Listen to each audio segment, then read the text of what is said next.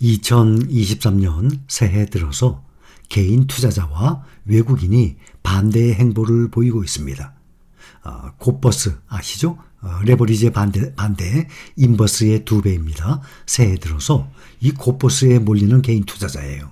대신 외국인은 또 상승에 또 베팅을 하고 있습니다. 연초에 외국인 투자자들의 이 국내 사자에 힘입어서 상승장이 펼쳐지고 있는 가운데 개인 투자자들은 주가 하락을 예상하고 있는 것으로 나타났습니다. 11일 오늘 한국거래소에 따르면 올해 들어서 이 전날까지 어제까지 개인 투자자들은 코덱스 200 선물 인버스 2X 상장 지수 펀드를 가장 많이 순매수했어요. 그러니까 인버스가 아니라 2배 곧버스 인베스예요. 이 기간 2,469억 원을 사들였어요. 개인 투자자가 올 들어서 1,000억 원 이상 매수한 유일한 종목입니다. 개인 투자자는 코스피가 떨어질 때 1배로 수익이 나는 코덱스 인버스 ETF 이것도 423억 원어치를 순매수했습니다. 그러니까 코덱스 인버스, 코덱스 200 선물 인버스 이 곧버스 이것을 다 매수했어요. 반면에 지수 상승에 베팅하는 ETF를 반대로 완전히 대거 팔아치웠습니다. 개인 투자자들이 이 기간 가장 많이 순매도한 ETF는 코스피 상승률 대비 2배만큼 돈을 버는 코덱스 레버리지. 그러니까 레버리지를 팔고 인버스, 곧버스를 매수한 거예요. 코스피가 연초부터 상승세를 달리니까 대부분 개인 투자자는 증시 하락을 점치고 있다는 분석입니다. 외국인 투자자들이 같은 기간 코스피에서 1조 9천억가량 순매수한 것과 완전히 대비되는 흐름입니다. 대표 종목에 대한 전략도 엇갈렸습니다. 외국인 투자자들이 삼성전자를 7천억 이상 순매수하는 동안 개인 투자자들은 그대로 삼성전자를 다 갖다 팔았어요. SK하이닉스도 마찬가지예요. 우리 실링가족 여러분들은 절대 그러지 않죠. 인버스, 레버리지는 알아서 조금만 담으시기 바랍니다. 근데 지금 개인 투자자들이 이렇게 곧버스 따라다녔다가 레버리지 따라다녔다가 매수, 매도 1등, 2등이 대부분 이런 종목들이에요. 그러니까 주식을 우리처럼 올바른 방법으로 주식 투자하는 게 아니라 이것을 완전히 도박 개념으로 그냥 달라붙어서 이렇게 인버스나 또 레버리지나 완전히 그 매도, 매수 이 종목의 가장 탑 종목으로 들어가 있어요. 이렇게 하다 보니까 자꾸 여기 따라붙고 저기 따라붙고 그 추세를 따라다니다 보니까 내가 투자한 돈 다 날려버리는 거예요. 주식 투자를 그렇게 해서 주식 투자 위험하다는 소리 나오고 도박이라는 소리가 나오는 거죠.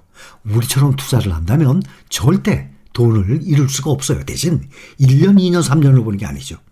지금 올해 들어서도 삼성전자를 개인들이 많이 매도를 했습니다. 그러면 대체 삼성전자를 매도했으면 주시장에서 무엇을 사려고 매도했습니까? 주식시장을 떠나기 위해서 그냥 매도해버렸으면 할 말 없어요. 저는 더 이상 말 안 합니다. 그러나 이거를 삼성전자를 매도하고 난 다음에 무엇을 매수합니까? 이런 곧버스, 레버리지, 인버스 이런 걸 매수하는 거예요.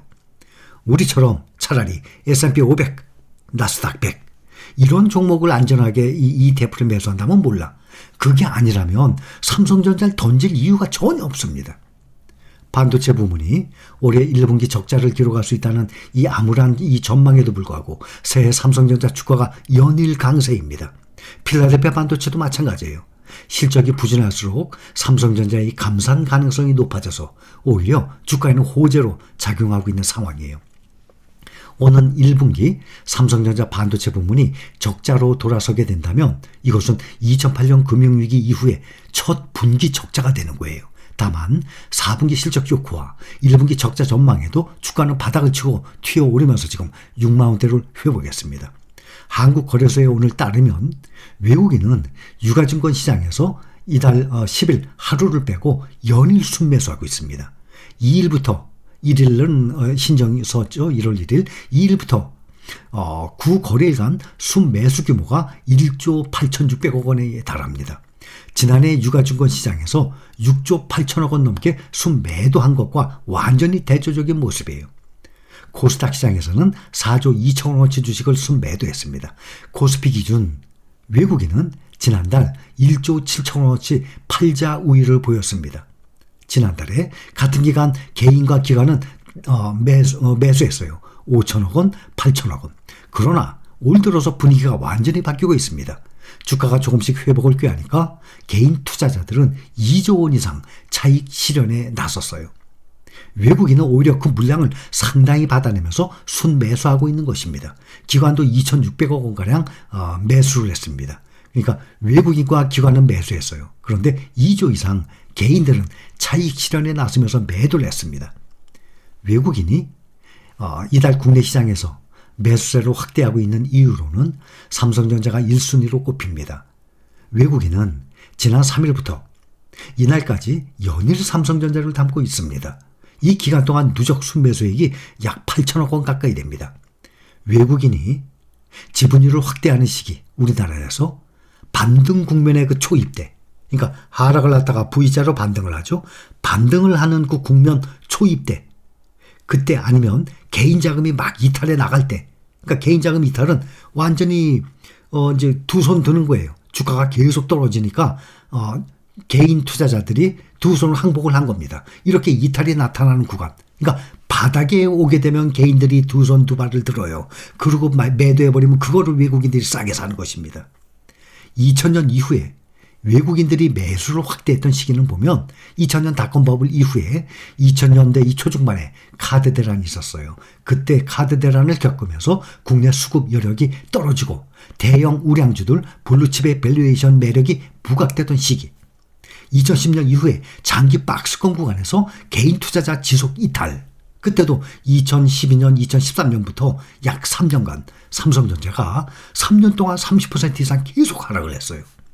그런데 작년 같은 경우는 1년 동안 하락했죠.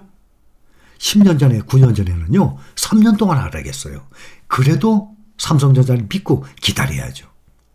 2016년 반도체 호황 사이클 진입 구간, 그때도 상당히 많이 매수했습니다. 이달 외국인의 이 코스피 지분율은 연일 매수 속에서 30% 아래로 떨어졌다가 30%대로 다시 회복을 했습니다. 더구나 강달러가 지금 완화되고 있지 않습니까?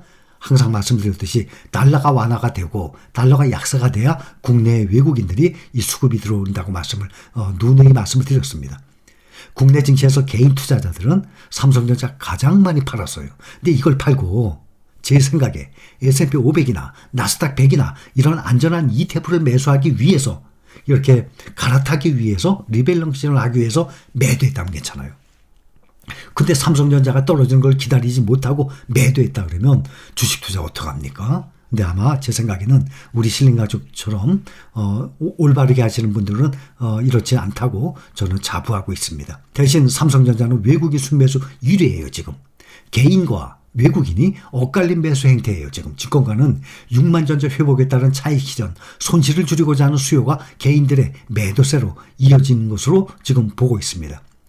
작년까지 이어지던 동학개미라 그러죠. 삼성전자 사랑 정말 막강했죠.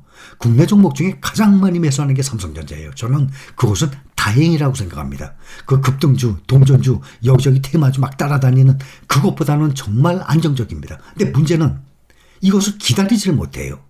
주식 투자를 하고 난 다음에 내가 장사하고 사업을 하는 건데 보통 내가 돈을 벌려면 5년 이상 얼마나 오래 걸려요. 근데 주식 투자만큼은 기다리지 못하거든요. 사람들이. 그러니까 떨어지면 내가 매수했다가 떨어지면 삼성전자든 뭐든 간에 믿지를 못하니까 변심이 생기는 겁니다.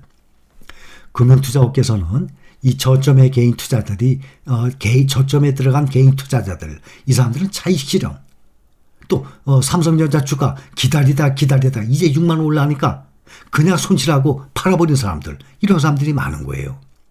오늘 6만 5천 원에 마감을 했습니다. 한 달 만에 6만 원대로 회복했어요. 올 들어서 삼성전자가 9% 올랐습니다. SK하이닉스는 15.3% 올랐어요.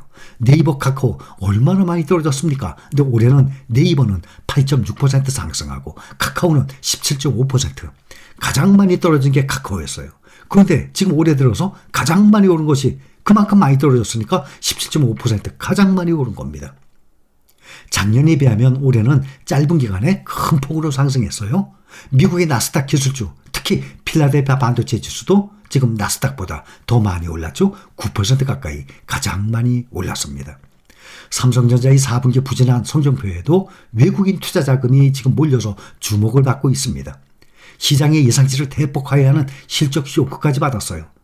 영업이익이 전년 동기보다 69%나 하락한 4조 3천억 원을 기록했습니다. 시장 전망치 6조 2천억 원이었거든요. 한참 밑도는 수준이에요. 잠정 영업이익률이 6.1%로 2009년 1분기 이후에 13년 9개월 만에 가장 낮은 수준입니다. 그 삼성전자의 실적 부진의 이 원인으로는 원달러 환율 이 하락 반전도 있고 메모리 반도체 가격 급락도 있고 스마트폰 이 추락 부진도 있고 또 아이폰 생산 차질에 따른 또 악영향도 같이 거론되고 있는 상태입니다. 실적 급감에도 주가가 상승 동력을 얻은 것은 향후 공급 조절에 대한 기대감 때문이에요. 실적 충격이 오히려 향후 투자 축소 및 감산으로 이어질 수 있기 때문으로 보여주고 있는 상황입니다. 지금 올해 들어서 삼성전자를 가장 많이 매도했어요. 저는 다른 이류, 삼류 종목이라면 몰라도 세계적인 종목이고 가장 안정적인 삼성전자를 장기 투자하기 위해서 매수한 걸로 알고 있는데 저는 이거 매도한 사람들이 우리 실가족 중에서도 있겠지만 대부분 그 외의 사람들 정말 이 국내 개인 투자자 중에 일부만 우리 실린가족이죠. 그죠?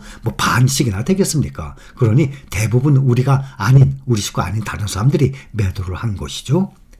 이거를 매도를 하고 난 다음에 S&P 500, 나스닥 100, 필반나 이런 걸 매수한다고 몰라. 근데 그게 아니라면 저는 좀 심각하다라고 생각합니다. 주식은 오래 걸립니다. 우리는 다 그거 알고 있는 사람들입니다. 여기까지.